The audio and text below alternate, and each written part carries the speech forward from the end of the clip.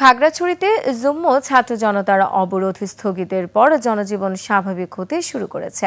টানা 4 দিন বন্ধ থাকার পর চলাচল করছে দূরপাল্লার বাস ও যানবাহন, খুলছে দোকানপাট ও ব্যবসায়িক প্রতিষ্ঠান। এদিকে ধর্ষণের অভিযোগ নতুন মোড় নিয়েছে। শারীরিক পরীক্ষার পর ধর্ষণের কোনো আলামত মেলেনি বলে জানিয়েছে মেডিকেল বোর্ড। প্রতিনিধি চিং মেপ্রুর তথ্য ও ভিডিওতে ডেস্ক রিপোর্ট।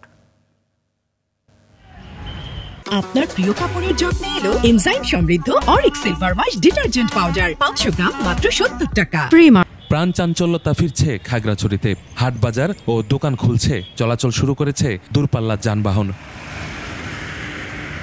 গত কয়েকদিনের থমথমে পরিস্থিতির পর ধীরে ধীরে স্বাভাবিক হচ্ছে শহর।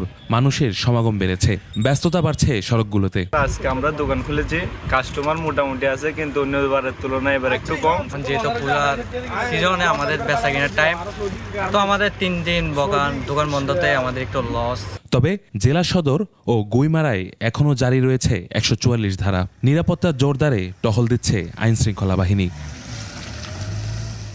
খাগড়াছড়ি আধুনিক সদর হাসপাতালের মেডিকেল অফিসার জয়া চাকমা জানান, প্রতিবেদনটি মামলার তদন্ত কর্মকর্তা ও পুলিশ সুপারের কাছে হস্তান্তর করা হয়েছে। একই কথা জানিয়ে সিভিল সার্জন সাবের আহমেদ জানান, মেডিকেল বোর্ড সব ধরনের শারীরিক পরীক্ষা করে ওই প্রতিবেদন দিয়েছে। রোববার রাতে প্রাইভেট পড়ে ফেরার পথে এক পাহাড়ি কিশোরীকে অপহরণ ও দলবদ্ধ ধর্ষণের অভিযোগ ওঠে। রাত 11টার দিকে তাকে অচেতন অবস্থায় উদ্ধার করে হাসপাতালে ভর্তি করা হয়। ইউসুফ হাসান নাইম, 21 টেলিভিশন।